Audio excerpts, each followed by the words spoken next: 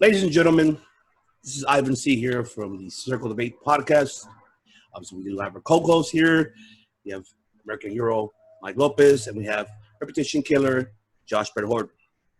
Now, before we go ahead and begin the episode, we want to go ahead and actually give a disclaimer and also clarify of what we do not tolerate. We don't tolerate any cyberbullying. We don't tolerate any bullying at all. We don't tolerate none of that. Basically, our disclaimer is notifying our viewers that based on our characterizations, we just speak upon opinions and whatever facts we know. But we do not do any type of defamation towards anybody else in person at all, or personas or characters. We just give our opinions about it. So we want to go ahead and notify you guys as well that we do not tolerate any of that type of BS at all. Mr. Lopez? Yeah, the great thing about this wrestling community is that there's so many different kinds of people that share our love for wrestling. We encourage anybody to message or comment, but please keep it civil. We are all in this together. We are all wrestling fans, and we all love this sport of professional wrestling. So, let's share it and let's share the good times. Mr. Horton. Yeah, man. We definitely don't tolerate any sort of cyberbullying. Like, if you want to give your opinion in the comments or whatever, that's fine. Do whatever you got to do. But try to, keep it nice, But, yeah, with Twitter and everything, you got to watch what you say to people because you never know what anybody's going through in that day. Just because they act tough, you don't know what they're going through. And you could say the wrong thing and that person could go home and do something, to themselves or to someone else. So you got to watch what you say, and you really don't know what hides behind a smile. So keep it friendly, and, cyberbullying, yeah, it's got to fucking stop. It's got to stop. It's ridiculous, man. 22 years old girl that was a wrestler loses her life, over some cyberbullying. I mean, come on, man. It's time to move on from this. Everybody needs to learn to love each other and respect each other more. Absolutely. Totally agree with that. So also keep in mind as well, ladies and gentlemen, also, to our viewers as well, anybody, family, relatives that are feeling low, that are not feeling very well, that they have a depression, any type of illness, be a positive role model towards them. Give them a shoulder to cry on. Lend a hand out there, speaks. If you feel that type of way yourself, let us know, message us here through the YouTube channel. If you want to speak, we're free. We're available if you would like to speak. Even though it's a different strangers, but if you need to, let it out, let us know. Also, we will be displaying, obviously, the hotline, suicide hotline, because obviously that's a major, major importance there as well. So just please, ladies and gentlemen, do not be bullying around, do not be cyberbullying. None of that bullshit. Just be, straight, professional, and straight, have manners, please. So on behalf of us here in the Circle Debate, this is our message that we provide to you guys. And hope you guys enjoy the show coming up. Thank you for watching.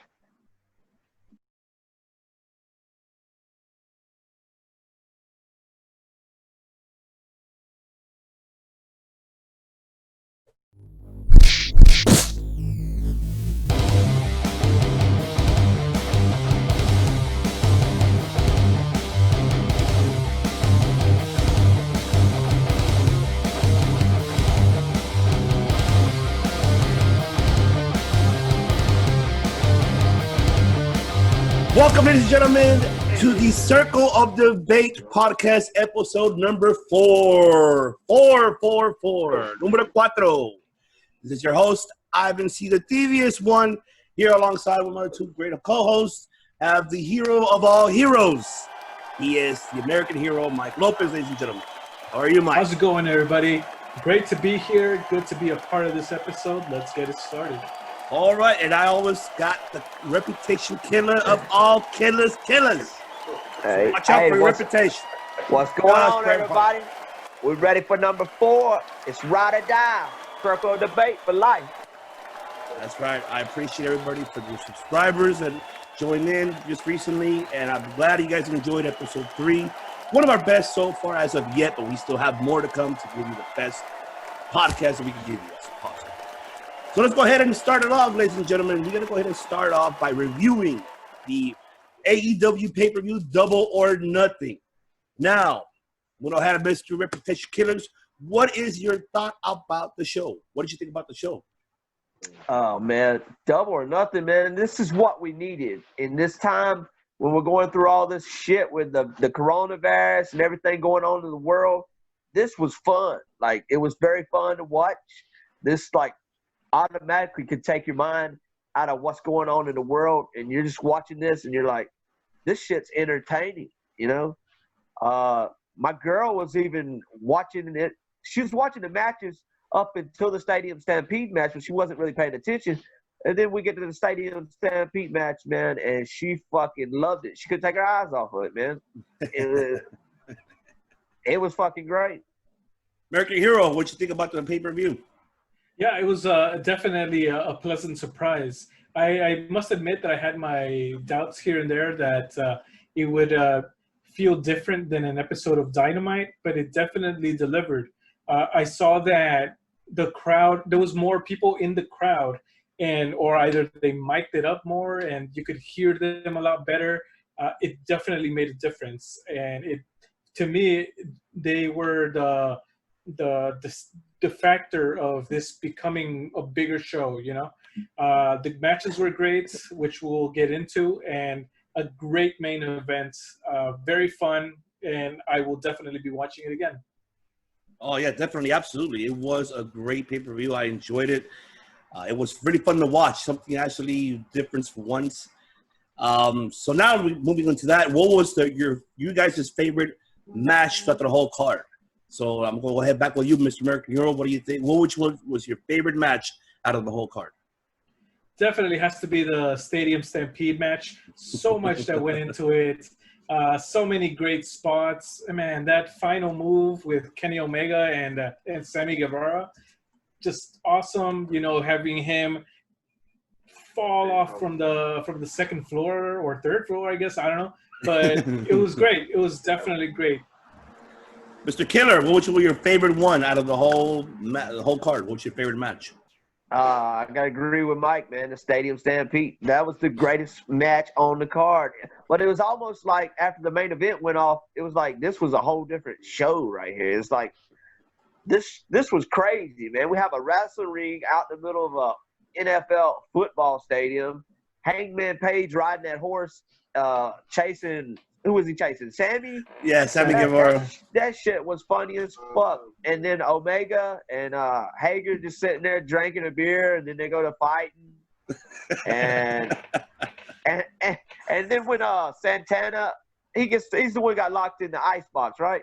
Yeah, it was Santana. Yeah, that was funny as fuck. And then Ortiz, he gets what, duct taped up or something? Yeah. And yeah, this shit was crazy. It was like I was on the edge of my seat, like, what's gonna happen? What are they doing next? What's gonna happen next? It's like, and then they're up there brawling up high and all over the place. I'm like, Jesus Christ, man, this place is beautiful. I didn't even know it had a swimming pool up there. But yeah, the only part I hated was when Matt Hardy was trying to drown him, and he would come back up as when he was getting drowned, he'd come back up as a different gimmick. Like, I don't like that type of shit right there. Like, I can't buy into it, man. It just ain't for me. But yeah. Yeah, no, I get you. Yeah, that's how Matt Hardy is. I agree with you guys. I can't debate on that at all. That was actually, I honestly thought it would have been the who I really wanted to steal the show. Would have been obviously Moxie and Brody Lee, but obviously that was just more like a brawl for all for me. But yeah, absolutely, I really agree that the Stampede match was great. I really thought they really topped it. I mean, I don't know if I can compare it, but top overall, for example, the Money in the Bank one for WWE, but it can't top the Boneyard match of WrestleMania. I can't. I will compare it to the Money in the Bank, but not the Boneyard. I gotta disagree on that. I want to hear this. I think it topped the Boneyard match and the Money in the Bank put together. Oh, okay. All right. Yeah, I do. I really do. I think those two matches was good. AJ Taker was good. Money in the Bank was good. But this right here was something that we had never saw before. This motherfucking shit was a spectacle. When Chris Jericho came out with the shirts, man, that was wrong because they thought they was going to win, which we'll talk about probably later or whatever. But yeah, that was funny too, man. And I'm wondering, are we going to see more of these matches later on? I would hope so. Like every year we have some Stadium of Stampede champions. That'd be great. Yeah. Well, we'll have to wait and see. What I want to see is when AEW releases their video game, I want to have that option. Stadium Stampede match. Yeah. Please listen to this because I want to be throwing people around all over a football stadium. I want to suplex Sammy Guevara from one end zone to the other. All of it. I want to have a beer with Kenny Omega. So all of it. Make it happen. You get to go behind the bar. You get to go behind the bar in the game, grab some bottles and crack them over somebody's head. You know. That would be dope, man. They do got to do that for a video game. No doubt. God, that'll be some GTA shit right there. But wrestling type of style, right? It's very possible now. Yeah. Yeah, I agree. Yeah. I absolutely agree. Why not? I agree. Moving on with that, what do you? Okay, now the other one that I actually want to get your thoughts about it is about the debut of Brian Cage, the number 9th man. Obviously, we all. Mr. Our previous guest, Mr. What a Mess, Robert Estrada. By the way, thank you very much. And for Leo DeCoy for joining us last week on episode 3. Looks like you were right, Mr. Robert Estrada. So it looks like it was Brian Cage. Brian Cage showed up as the number 9 on the Casino Ladder match.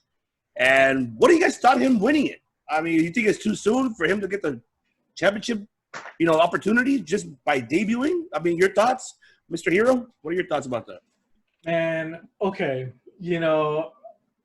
I hear from people that he is an awesome talent in the ring, but I must say that if AEW is going to have rankings and win-loss records, they have to stick by it. If anybody's going to be taking it seriously, if somebody that's 0-0 comes in and wins this and already has a world championship match, then why are there the win-loss records? So it's one of those things that, okay, is it going to be a good match? I'm pretty sure, given his credentials, it's going to work. But I would definitely like to keep the importance of the win-loss records. Mr. Killer, your thoughts about Brian Cage? I think they need to do away with the fucking win-loss records, man. It's like you can't. Was Brody Lee even at the top of the list when he challenged? You know what? I don't even know either. I didn't pay attention to that. I don't think he was. I don't think he was because I swear to God, I heard people complaining about it on the internet. But is it too soon for Brian Cage? I think it is. Like, what the fuck? Do you not have somebody else to challenge Moxley right now? Why not put Cage on the show week after week and just have him decimate and dominate motherfuckers like Brock Lesnar did when Brock Lesnar made his debut in the WWE? And there you got Taz. Taz could be the Paul Heyman, and Brian Cage could be the Brock Lesnar. And week after week, he just keeps fucking up everybody like the Marco Stuntz and the Joey Janela, just ragdoll them. But, but he's already challenging for the world title. I mean, I don't have a problem with it, but I honestly don't think he's going to win. So where do they go with him after that? Yeah, I mean, on this, it is too soon. I mean, don't get me wrong. I mean, Brian Cage's resume explains for itself. I've been watching him since bar wrestling here in California, obviously. Well, I mean, he's a great athlete. I love his style of wrestling. His character, okay, it's all right. I like it. The machine, because he's like a Terminator. But for him to get the opportunity for the AEW Heavyweight Championship, yes, I agree, too soon. And I agree that looks like they're not really concerned about the winning record. What's going on with that? I mean, if that matters, if you imply that for a reason, why don't you base upon it? and you have not. It seems like anybody coming in, like how you said mentioned Brody Lee. Same thing. He just came in, had like, 2-3 matches already getting for a shot at the belt already. I mean, yeah, doesn't make any sense. But then again, it's understanding because with the whole pandemic situation, and obviously a lot of the talents are not able to come, obviously perform, which is kind of the reason why they kind of not ignored the record, in my opinion, about it. So, I mean, we'll wait to see what happens. We'll see what Mr. Cage is able to, bring up onto the table against John Moxley. I feel like that's going to be another rundown for Moxley, but I hope it'll be a tougher match compared to the head with Brody Lee. But we'll figure that out soon. We'll find out more to come. But now, moving on with that, I want to go ahead and move on with you guys' thoughts about the TNT Championship belt. Now, we saw Cody obviously beat Lance Archer. It was a great storytelling match. Loved the fact that it was a David versus Goliath match. I liked it. It was very enjoyable. So, Mr. Killa, your thoughts about the championship belt? You think does it look good? What do you rate the belt out of 1 out of 5? Out of 1 out of 10? What do you rate that belt? It's really hard to rate the belt because they said it's not finished, right? So, I mean, I give it a 5. Like, I don't really see the problem with it, man. I'm just glad they got a mid-card title. If you notice on Twitter, whenever AEW first started or whatever, I was advocating for a mid-card title when the company first started. I've been begging them ever since it started. Come on, man, please bring the TV title. Bring the TV title. But instead of the TV title, they bring the TNT title, which is basically a TV title. But I like the belt. We'll see how it looks when it gets some gold on it, and then I'll be the judge of it. But like either way, I'm just happy to have a mid-card title, man. Just happy to have it. I agree. I'm happy too. I'm glad. Yeah. Hero, your thoughts? If you compare the new Intercontinental and the TNT, I do like the Intercontinental better, but I see potential in this TNT Championship. I love the name TNT. It's the network. The show's name is Dynamite. It works so well. Let's see how it looks in gold. I really feel that we'll get used to seeing it in silver because I'm guessing that's how it's going to be for a couple of months. We'll get used to seeing it in that, but it's going to look much better in gold. At least that's what I'm hoping. And plus, when you look back at it, when you see the pictures and the videos of it, the way it looks now, you'll remember this time period, the coronavirus and all this shit. Yeah. So, yeah. Go ahead, Mike. Oh, yeah. I hope they release like a limited edition replica of the silver version. You know what I mean? And that's going to be valuable and all that good stuff. And then, you'll have the regular one. Who knows, maybe down the line, there's going to be people wanting to see that version of the belt again. Or, we'll wait and see. Let's see how it looks in gold. But for me, I like the championship. Thumbs up. Well, I mean, for me, it reminds me of the Cruiserweight belt.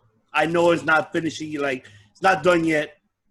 But if you look at the design, the round shape of it is more like, and for Mike Tyson to present it, it's like it looks like a box. It looks like WBC champion. Like that's what I was gonna say. It looks like that. So exactly, it looks like a boxing title for me. So I mean, if that was their intentions, I get it.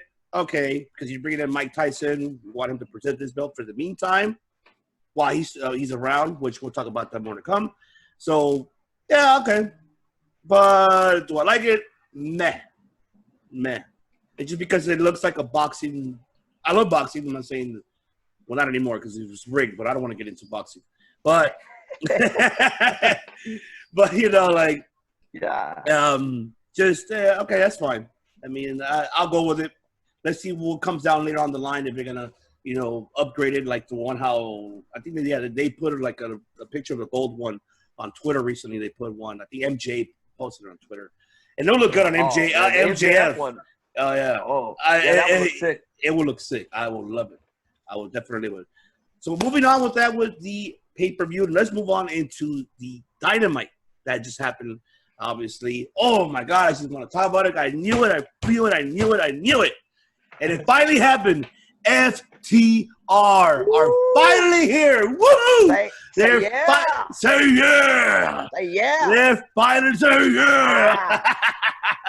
They're finally in AEW.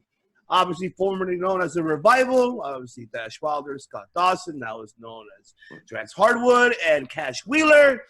I am happy that they came in, how they gave that subliminal message to the Young Bucks, beating up, Butch and Blade came in, and you see the Young Bucks trying to raise their, try to go up to them and shake their hand, like, nah, screw you guys. You talk shit about us for I don't know how many years, saying, telling the crowd, 1, 2, 3, fuck the Revival. And guess what? Now they're here. And you know what? I think with this addition to AEW is the best by far. And now having these 2 tag teams, superior tag teams, are going to bring the division back up again. And I cannot wait to see what's coming more for the future for FTR. Mr. Hero, your thoughts about FTR debut? Hey, tag team wrestling is what AEW is becoming known for. That, in my opinion, that's probably the top division there. The Revival, or FTR, are definitely one of the teams to watch out for in that division. So, man, I'm very much looking forward to seeing what happens. That I like that they did not right away attack the Bucks. It adds intrigue to that storyline. Let's see what happens. Mr. Killer, your thoughts? Oh yeah! I don't know. I was like,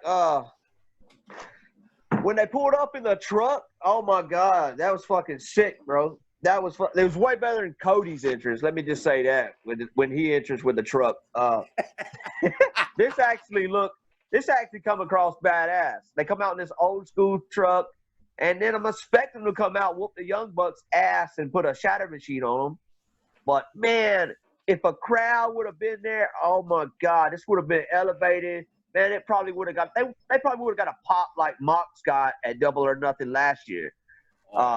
Could you imagine? Could you imagine with a crowd there at the size of the one that was at Double or Nothing last year? Oh, my God. And these guys – if they had the crowd there, they would have had to come out and hit the shatter machine on the Young Bucks, man. It would have been sick. But I don't know what they're doing. Are they starting the feud with these other guys instead of the Young Bucks right now? Like the way I'm seeing it is it's a tease, because I think they're gonna save that for. I feel that they want to. I'd rather save it too, and I've been hearing it from a lot of different opinions and facts from different other podcasts and also different other, fans that would say about it. I would save it for a crowd once everything is already opening up. I would save that match for having a crowd. I would definitely do it, because this is a match in the making that everybody been wanting for so many years. After all those episodes on Being the Elite, them talking shit about FTR, which is. They say fuck the Revival, but guess what? Now they're known as Fear the Revolt. Fuck the rest. Fear the Revolt. Fuck the rest. FTR. Fear the FTR. And I'm very happy that they're in AEW, and I hope them being in addition will build that tag team division. And and I'm hoping this snaps Mr. Vinnie Mac's eyes. Hey, that should be some good shit. I need to do my head. There you go. That's what you need to do for once. They got so many people to feud with, man. I saw them tweeting SCU on Twitter, like back and forth. Like, so that'd be a great feud too, right there. Oh, definitely. Moving on with that, let's go ahead and actually move on with the other highlight of the night. You see how Cody will. Yeah, he busted. Tell me if I'm wrong. I'm gonna ask you, Mr. Killer. He busted, saying that I'll defend this title every week. I love that segment, that promo. You just busted. You busted a John Cena. Another John Cena promo. Another killer promo from Cody, man. It's like every time he goes out there to cut a promo, it's like he comes from the heart with it. Like you could tell, like he comes from the heart with it. He talks about his mother and all that, like cheering him on or whatever. And yeah, he wants to be a fighting champion. And from this moment on, he says that We're going to see him every week with an open invitation to anybody who wants a shot at it.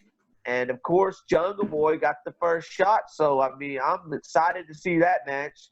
That should be a fucking killer match. And I'm excited to see who else may answer the challenge. I saw where Zack Ryder was kind of hinting at he would want to answer it one day. So that would be exciting, too.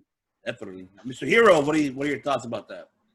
Yeah, it brings back memories to that United States Open Challenge that Cena used to do.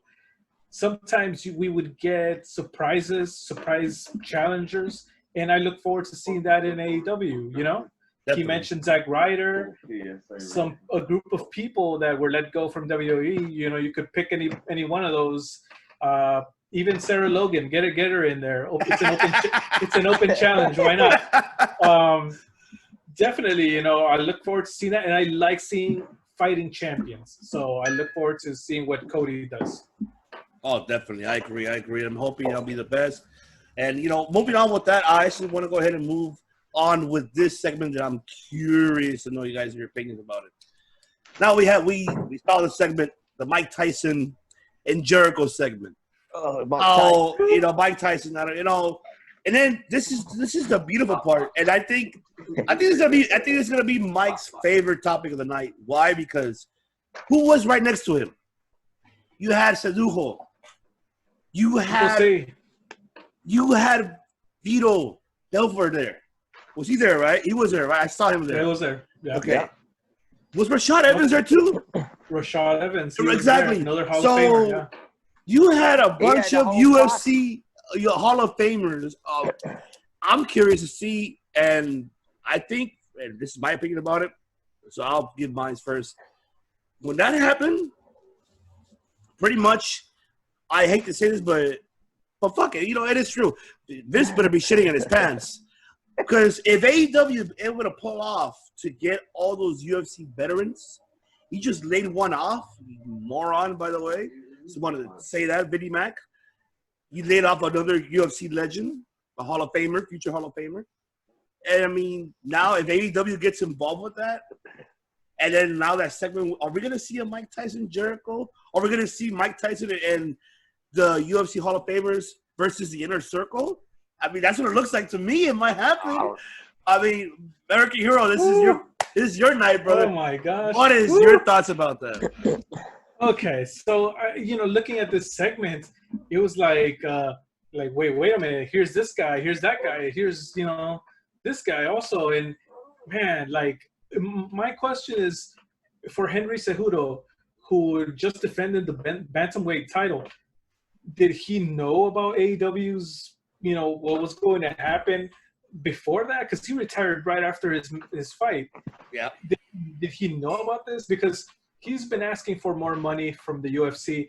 They haven't given it to him. So I can't help but wonder how much AEW coughed up just on him.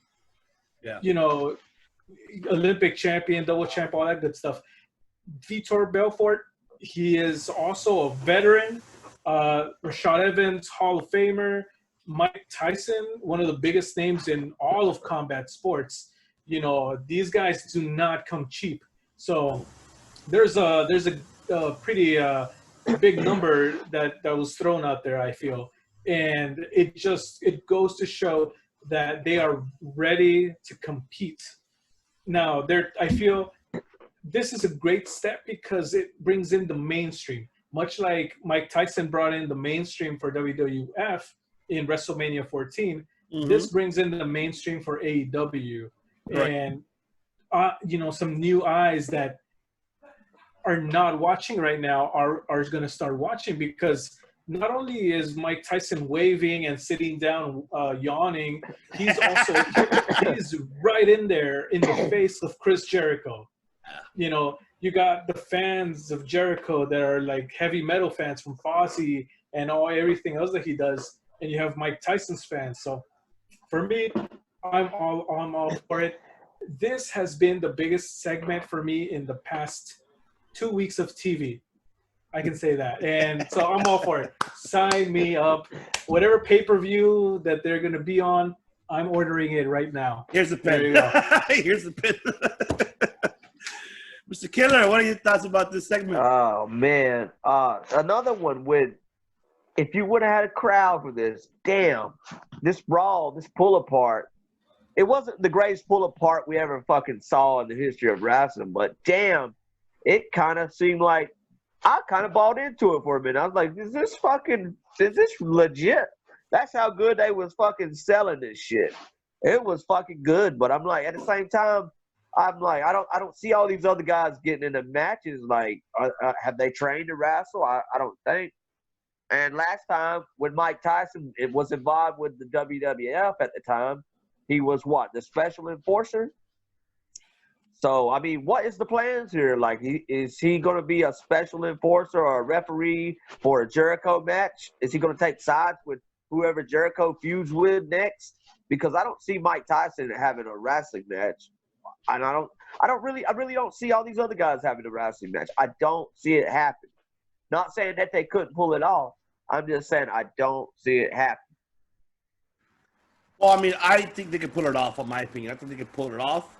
I mean, Mike Tyson doesn't have to wrestle, but he could just be like how you said, like an enforcer, and Jericho will send his goons and then versus Mike Tyson's goons. I'll tell you what they could do. Maybe Mike Tyson and one of those other guys could find a couple partners, and they could have an 8-man tag team match up with the Inner Circle, you know? Yeah. A lot of the guys in the Inner Circle, like Ortiz, Santana, Sammy, they could make anybody look good. You know? Oh, man. Hell yeah. So I mean, yeah, maybe an 8-man tag like that would go down. Maybe that would be good. I will say that someone like Cain Velasquez, that he had a match with Brock Lesnar, in Saudi Arabia, and he was able to hang, and he did not get a lot of training time. So I'm thinking that maybe not Mike Tyson, but the other UFC guys might be able to pull something off. Maybe not an entire match, but I feel that if they do a tag match, then each person will get their segment, and probably Mike will get the hot tag, knock them down and whatnot and all that good stuff. So I definitely think it's doable. Mm-hmm. Yeah, definitely. Yeah, no, it's doable. Is he with Kane though? Kane, he got a little bit of training when he was in AAA, when he was up in Mexico, and he did get at least a luchador style type of training. He got that, and he did great, by the way. And this was last year. I believe it was last year's. Like October, I think. Triple Mania, because that's AAA's, WrestleMania, Triple Mania. So yeah, he did great. He did great. I mean, he looked weird with wearing a mask, but he did it by being traditional. And then when he came with Brock Lesnar and the Saudi Arabia match, I'm like disappointed because it was too soon, and it was. But I'm assuming obviously the Prince. I want you to give me these two guys. I'm like, all right. And they wouldn't let Kane do all that he could do in that match neither. We know that he could do a lot more from seeing him in Triple H. Mm-hmm. Yeah. I would love to. I wish he wouldn't have been let go by WWE because I think he could have done more. I really do. I think that is a big mistake what they did, and if AEW picks them up, they're totally fucked. To be honest with you, and I hate to say that. I hope they do. Yeah, definitely. They're totally fucked if they do. If the last, how about that? You never know. What about if Mike Tyson's replacement would be Cain Velasquez versus Jericho? Wouldn't that be something? You'll have everybody there, all the UFC Hall of Famers. That'd be sick. Oh, that'd be so fucking legendary. I'll get up and fucking clap. The only problem I had with it is like Jericho and Tyson. I know they have a history or whatever, but I mean, wouldn't it be better if it was like a younger guy getting the rub from this and getting the publicity from this, like a MJF getting in the face of Tyson? Like, isn't that what made Austin? Well, no, I mean, no, because Austin was already hyped already. I mean, he was already made, but this got a lot of publicity right there. So, would you rather have seen a younger guy like MJF or somebody else on the roster that's younger, like get something from this than Jericho? I mean, I would think that, or in my opinion, I think that ultimately Mike Tyson's group is going to win. It's better to have someone like Jericho lose to him than a young guy, I think. I agree because it makes sense because obviously Jericho losing to him, of course he's a veteran. Why have a young guy to lose to him? So because if you're gonna build up a young prospect like MJF, you mentioned, but you put him to ways, Mike Tyson. There's always ways to make it look like Tyson got cheated, and make Tyson still look strong. There's always ways out of it. Yeah, I mean, there's always ways, but still, I mean, I don't know how much you're paying him. I mean, that's the other. See, that's the other thing too, and also financial status on that. You're paying this guy to go over your talent. Fuck it, so be it. I mean, if Jericho doesn't mind, so be it. But not your future talent like MJF. I wouldn't do it. It doesn't make no sense. I'm just glad to see Mike Tyson in AEW, man. The more legends we see in AEW, the better, man, because it just brings more eyes to the product. More eyes. It does. And you know what? Let's go ahead and move on with AEW. Now let's go ahead and move forward with NXT. Now with NXT coming up, NXT. Obviously, we already know. I mean, this week's episode, the highlights of the night for NXT this week. Well, one before I even jump into one of them. I think the one highlight that I was just like, "Oh, that looked bad," was Shotzi Blackheart coming off like busting, the Darby Allin cough and cries like, "Oh, yeah, you went too far. Where'd you go? you went too far." Like that looked nasty. Oh, I'm glad she's okay. She said it on her Twitter, "I'll do it again." I'm like, all right, go ahead, do it again. I mean, she's a great performer. So, if you don't know about Shotzi Blackheart, look at her at Evolve, and you'll see her matches. I've seen her in bar wrestling as well. Great performer. A lot of talent, a lot of charisma. I love that woman. She's great. Moving on with that. This story that is going on with Drake Maverick, now that he won that triple threat match, now going in the finals, we're going to see him next week versus El Hijo del Fantasma for the Cruiserweight Championship belt. That story, ladies and gentlemen, is going to end. And I apologize, Mr. Maverick. You're a good person, humble cat. And I'm hoping this is a work.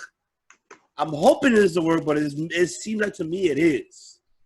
You crying that you got let go. Yeah. And then now that you got hired back, that's what I think. I think you got hired back. Furloughed. You got hired back. And they're just taking this as a storyline. And you're going to lose next week. And I have a feeling that Hijo de Fantasma is going to be the leader of that luchador faction, kidnapping everybody. I wouldn't be surprised with a heel faction like that. So, Mr. Killa, your thoughts about that? Oh, man. I don't even know where to fucking start. Drake Maverick, man, him crying on Twitter, and then all of a sudden they give him his job back for a little bit because he was crying, or they're going to let him finish the tournament. I think it's all a work. I think it's all a fucking work. It's all a work. Because why ain't all the other guys on there crying like, damn, I'll get my job back. All I got to do is cry, It's so obvious, man. He's definitely going to – he's winning the fucking tournament. I'm saying it right now. Drake Maverick's winning the title. He's winning it. It's a work. The whole way. Mr. Hero, your thoughts? Man, that already tells it all. I'll take a drink to that. No, man, it's just I don't know. Okay, nothing against Maverick. I've heard he's a really cool dude. I heard he had a signing in Walmart. I didn't go, but I heard that he was cool. It sucks to see somebody lose their job and to see them crying and all that stuff. It sucks for sure. Yeah. And I feel that, right? It happens to anybody. But I don't know. I wouldn't want him to win the title. Let's give it to El Hijo del Fantasma. Why not?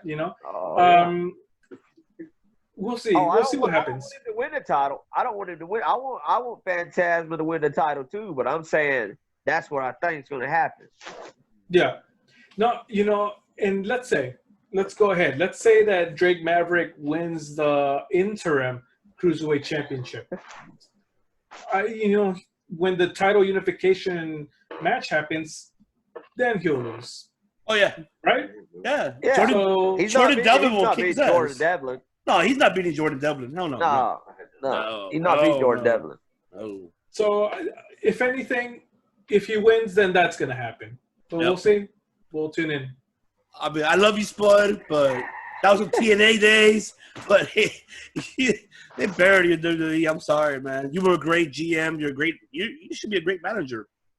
You know, that's what he should be doing. Managing people. Yeah. And moving on with the highlights of that now. Let's go ahead and move on to the highlights of the night. Also, the pit cage match. Which Matt Riddle versus Timothy Thatcher. And Kurt Angle being the special referee for that match. Your hero, Mike, Kurt Angle. He was there. And there he is. He said, where's he at? Where's his poster? Yeah, where's your Kurt Angle? I'm on my third year. Kurt Angle poster. He there you go. I got to meet the legend himself. He told me a cool story. You lucky you got to meet Kurt Angle, man. That's awesome. He told me that he did not come up with the 3 eyes. He did not pick his own entrance music. He was given everything from WWE. He was, and he made it work. Olympic gold medalist, Hall of Famer, and definitely my favorite wrestler, Mr. Kurt Angle. But anyway, let's talk about the match. You know what? I'm a big fan of this new cage it's called a pit cage, right? Yeah. Man, I really like it. I'm seeing this match and I'm thinking, how come they didn't think of this design sooner? There's so much they could do. I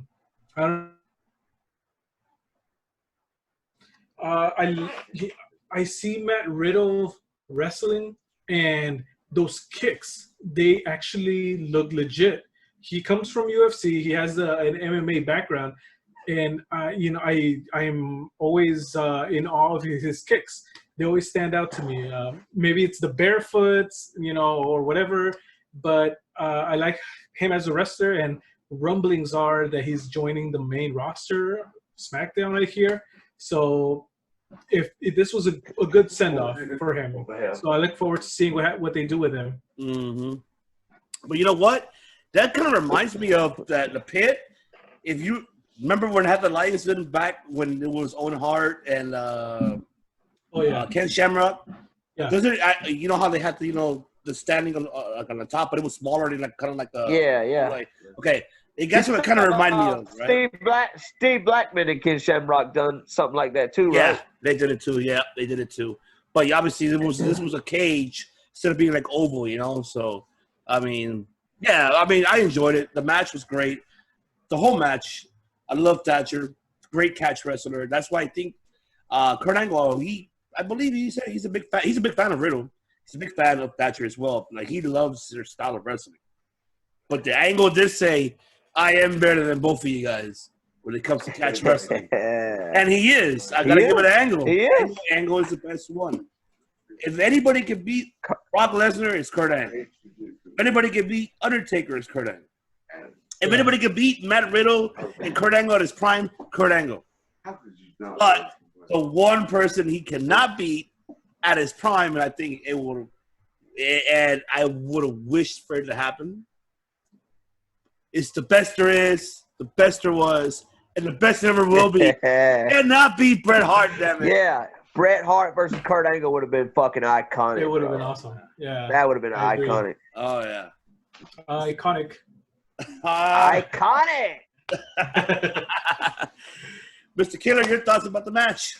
Man. Did y'all see that fucking moonsault off the top of the fucking scaffold of the cage to the Timothy Thatcher, man? That was fucking sick. Oh. Man, I thought this dude was about to kill that dude, man. It was like, bam. I was like, when they're up there fighting on the scaffolds, it's like, you get nervous for a minute because, like, it looked like Riddle's foot almost slipped at one time. I'm like, oh, man. If he just slips a little bit and lands wrong, he's fucked.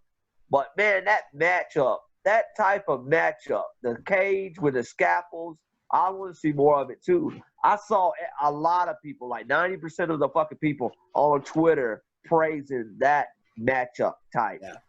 We need to see more of that matchup type. What do they call it? The fight pit? Yeah. We need to see more of that. That shit is good.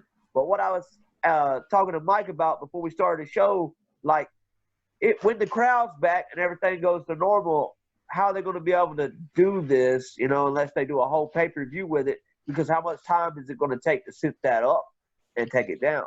But I was thinking also that the takeovers, when they do them out of town, they do them in arenas. So I'm pretty sure they're going to be able to lift them up like Hell in a Cell or Elimination Chamber. I'd hope so. If they can, then we definitely need to see more of these. And I'd like to see people's like, we should keep this on NXT. We should keep this on NXT. Motherfucker, bring that shit on the main roster. I want to see Lashley versus Lesnar in one of them motherfuckers. Oh, yeah. Definitely. Yeah. Definitely. Cool. Definitely. Well, ladies and gentlemen, we're going to go ahead and take a quick break. We're going to hear a message from our new sponsor, Mr. Captain AMPM. He will actually give you his little break. I don't know what he's going to say, but, stay tuned. Watch the Captain speaking to you. We'll be right back.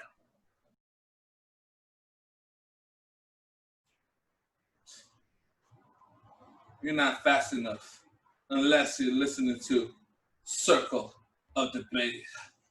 Get in the car, sweetheart.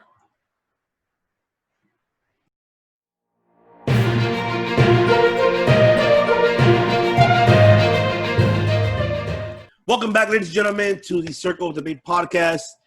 As you heard from the captain, I don't know what he said, but the captain said what he had to say. We appreciate you very much, Mr. Captain. AM to the PM. Captain AM PM. Watch over him and watch out for him. He always comes out of nowhere. I don't know. But anyways, all right, back to moving on. All right, so we already moved on with NXT. Now we're going to go ahead and move on with some topic wrestling news. So obviously, we already heard that Mr. Gulak is back to the main roster now. He's back on SmackDown. Rumors are rumoring your windows are saying that he might come back this Friday or the following week. We don't know yet. But I'm glad he's back, and I'm glad he actually got, an agreement with WWE, with his contract, with his new contract. We don't know the details of how much he signed for and how many years. So, gentlemen, your thoughts that he's back? Mr. American Hero, what are your thoughts about Drew Gulak being back? Yeah, I barely started getting to know Drew Gulak here, and then all of a sudden he was gone. So I'm glad he's here to stay and to get some character development and getting to know what he's about on SmackDown. So for me, thumbs up. Let's go, Drew Gulak. Let's see what you got. Let's go, Gulak. Mr. Killer, your thoughts about Mr. Gulak coming back? I mean, I don't understand how he didn't already resign like immediately. I guess he wanted more money or whatever, but yeah, he was getting put in a great fucking position before he, the contract ran out. He was with Daniel Bryan. They even let him beat Daniel Bryan. Well, was it on pay-per-view, wasn't it? I mean, this guy, yeah.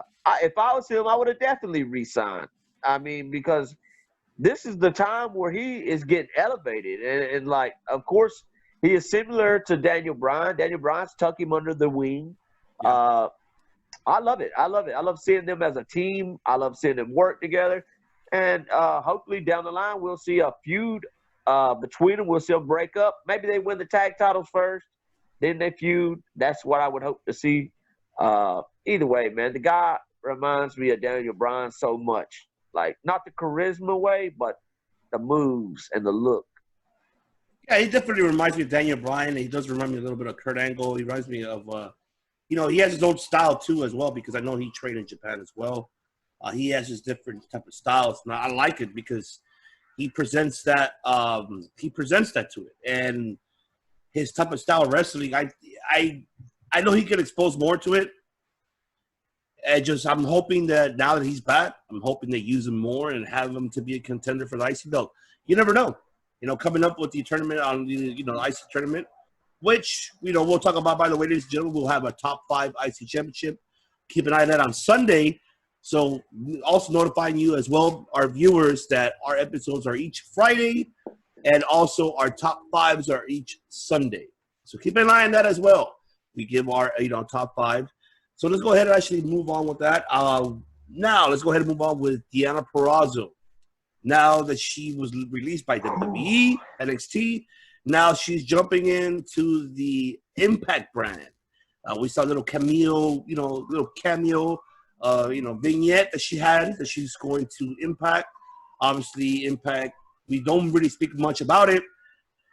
They're doing so far as much great as well. With Don Callis running the show, which, by the way, ladies and gentlemen, Don Callis, he used to run New Japan. He was the manager of the Oddities, the guy, I keep forgetting what was his WWF name, and I apologize for forgetting that. I should have proper information. But Mr. Don Callis, obviously, is running the show in Impact, for Anthem Sports. So Deonna Purrazzo going to Impact. With the women's division, they have Rosemary. They have, Tisha Blanchard. They have, Taya Valkyrie. I mean, those are the stars that I love. And also, they just signed Kylie Ray, I believe so. So, Mr. Killer, what are your thoughts about now Deonna Purrazzo going to Impact. Impact. So, I mean, your thoughts, was it a good move or a bad move? Or she should have gone to AEW?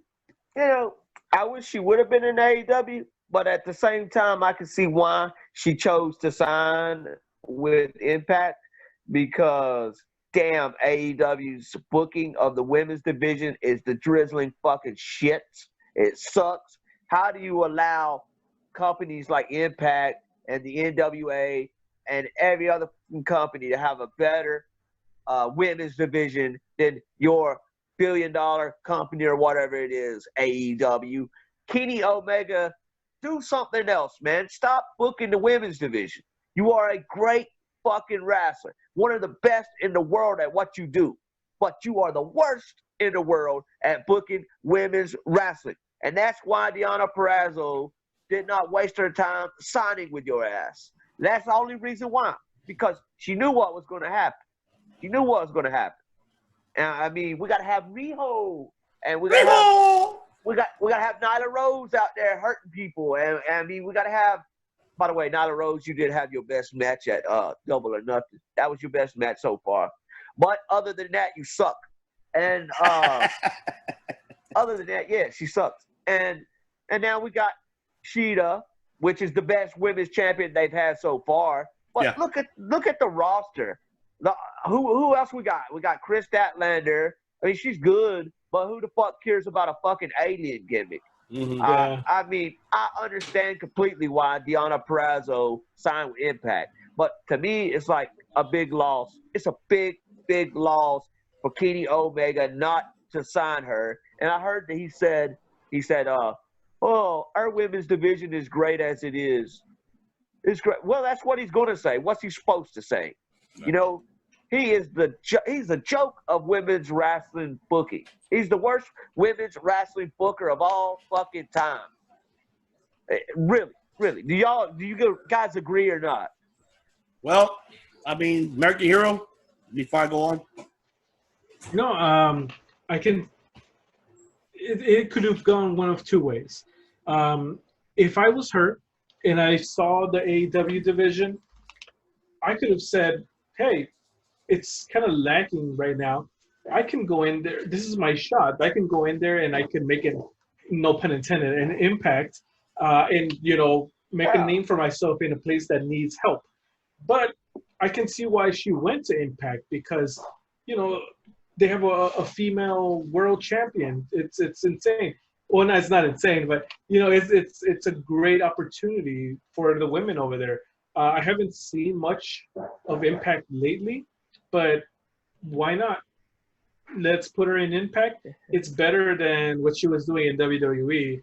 All I saw was Nia Jax, being a jobber, pretty much. Being a jobber. So, let's see what happens. Impact, Deonna, best of luck. Let's go. I absolutely agree. I mean, I think with Impact, it was the right move for her, because I think it will build up her character. I think it's not the first time that she's been there before. I recall. But I would prefer her to go back to, Ring of Honor. I think that's would have been the best for her, going back to Ring of Honor once they come back up, because I think their women's division is a little more better than Impact. Not disrespecting Taya, because I disagree. Okay, but I mean, and as of right now, the roster between Impact and ROH, I would choose ROH than Impact. I would choose that because they're able to build it up a little bit. But I know why you choose. I know why you say you disagree, because of the whole what happened prior before with Jesus Christ, I forgot her name. Too much beer, by the way. With the whole women being remember that they stripped her. About the incident. Yeah, the incident that happened, they stripped her from the. Kelly Klein. There you go. Yeah. When that happened. Kelly Klein. So yeah. So I mean, just saying Where's she at? She's a free agent. I don't see her anywhere as of right now. I don't see there, Kenny Omega. Why haven't you signed her? What the fuck is he doing? Now, in regards to AEW's women's division, they do need a lot of build-up. It's a major build-up. And I'm surprised that Dustin is not involved in that. Dustin was decided. He decided Rachel. He needs to. Dustin's supposed to get involved in that with the women's division. Yeah, he was prior before when he was in WWE. He was with Fit Finley helping out with the women's division at the time before it became the Revolution. So I'm hoping that he's able to do that as well. It's just the problem is that they're giving too much freedom to these women, and I'm not hating on none of them at all. Just saying that the creative freedom, it's kind of bad. You need some sort of leadership to give that.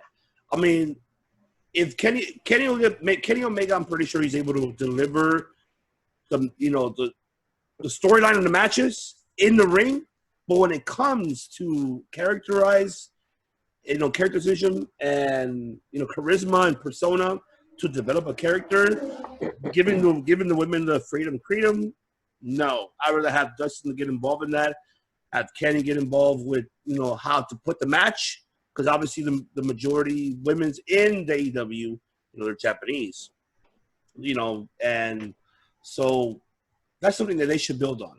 And Vince, I know you were the one that told Triple H to let her go. You're a moron again. You could have done DXT. You let go of Rachel Evers. You let go of Deonna Purrazzo. Yeah. Her and Chelsea Green would have been a great faction. Great faction. Great fucking faction, but you let them go. You fucked up. And then if you're gonna get them again, you better raise your pay. You better raise your pay. I hope you do, because you just fucked up. They better try to get Rachel Evers if she hasn't signed with anybody yet, man. I think she'll go to AEW. Yeah, I hope so, man. With Bret out until all out, you know what I mean? They need somebody. They're missing that one big star, somebody like a Sasha or a Bailey or Charlotte, or somebody that's a big star. That's what AEW's missing in the women's division to me. They need a leader. Yeah, but you know what? We'll get into discussion when it comes to women's division.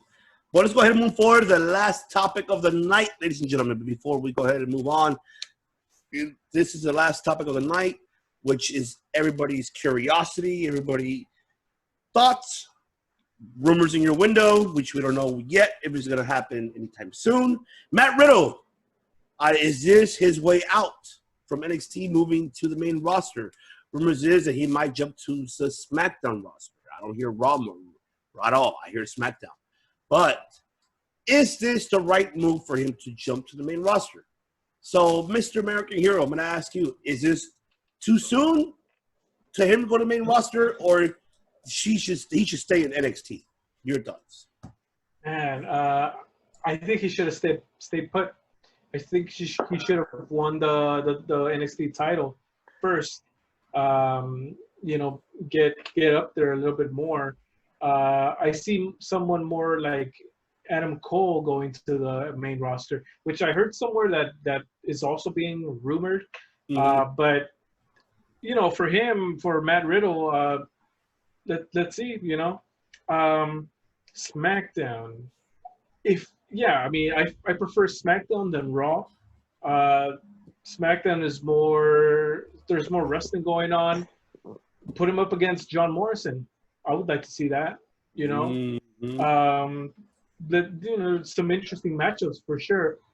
Yeah, I mean, for me, I honestly think he should have stayed in NXT. But if he's gonna move up, SmackDown is the better choice, in my opinion. Mr. Killer, your thoughts about Mr. Riddle going to the main roster? I wanted to see him, hold the NXT World Title just like Mike did. I want to see that. I want to see Matt Riddle hold the NXT World Title. But, I mean, we don't know how long they plan on Adam Cole holding this title. I mean, this looks like a record reign for Adam Cole, right? So if they're planning on Adam Cole holding this title for a lot more longer amount of time, or they're planning on making Dream the next champion, then why not? Go ahead and put Matt Riddle on the main roster. I know why he can't go to Raw. I already heard what happened. Apparently Brock Lesnar had a talk with him, and Brock Lesnar said, you can stop tagging me and shit on Twitter. You can stop trying to talk about having a match with me and retiring me or whatever. They met at some show where they was both at and backstage, and Brock Lesnar went up to him and let him have it, man. And the problem is WWE, they want to keep these two apart now to avoid problems. So, I mean, I don't think he don't have an option to go to Raw because the Beast just might, snap on him. Literally, not even but I think Matt Riddle could defend himself. I think Matt Riddle is able to defend himself. I don't think he could take Brock, though. I don't know. I don't know, man. Brock. You seen Matt Riddle in UFC? I've seen it, yeah, but okay, I think Brock's a heavyweight. Okay. I'm not disagreeing, but still, I think he can throw punches. Listen, this is the reason why I think. I only heard what Brock Lesnar said to Matt Riddle. Yeah. Why haven't I heard anything about what Matt Riddle said back? Obviously, he sit there like a little bitch. And because they made him quiet. Because they told him stay put and shut the fuck up. Pretty much stay quiet. Because if not, your job will be in jeopardy. To me, I love Matt Riddle, but the guy has kind of been disrespectful to the veterans. You know what I'm saying? This whole you know what? He's speaking his opinion. I mean, yeah, why not? I mean, that's his opinion about it. If he's giving you an opinion about it, why not? I mean, I don't disregard it. I mean, we're giving our opinions about it right now either ways, are we? I mean, shit. Yeah. There you go. He's giving his opinion about it, even though you're signed with a big company. But he's giving his opinion about it. If Brock don't want to face him and Brock has a problem with him, then I can see why WWE doesn't want him on the same show. That's fine. But give us Lashley and Lester, please. Yes. Absolutely. Give us that, at least for once. Damn it, man. It's going to be like Sting and Taker, man. They're under the same roof at one point, and we never get it. And Saudi Arabia, if you're watching this right now, please call Vince and tell him, book Lashley and Lesnar. Open that wallet. Make that cash flow right there. Make it rain. Send it to Minneapolis, to Brock. Make it rain on them. Definitely. Well, you know what? For me, it's a bad move. Riddle should not go. Should stay. Mike said, I agree. He hasn't. Oh, he only won a tag belt. He never won the North American, right? He never won none of them. None of them. So, I mean, just tag belts. I mean, come on. He needs that push. I feel like him staying in the main roster.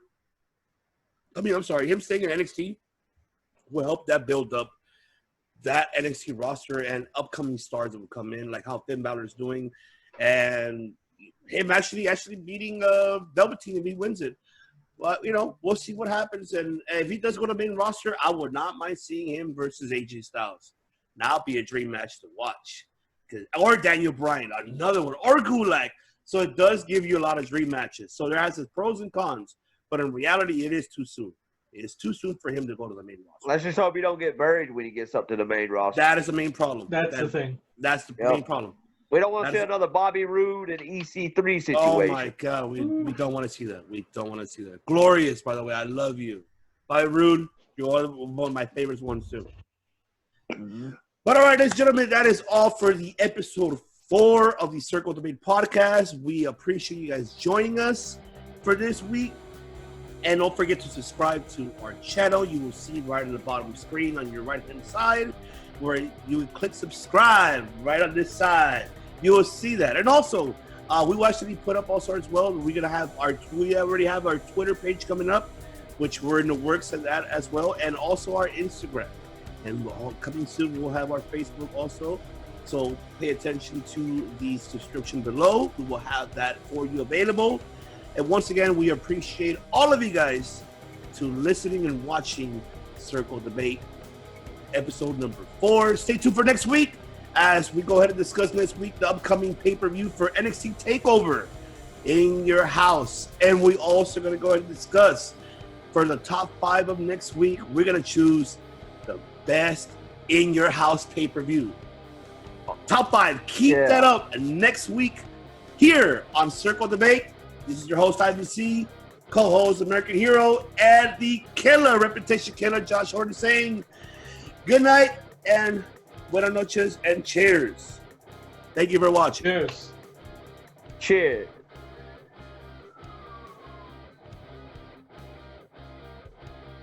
You know, I'm the captain for a reason, you know, but you're looking at my whip. That's right. Circle of Debate.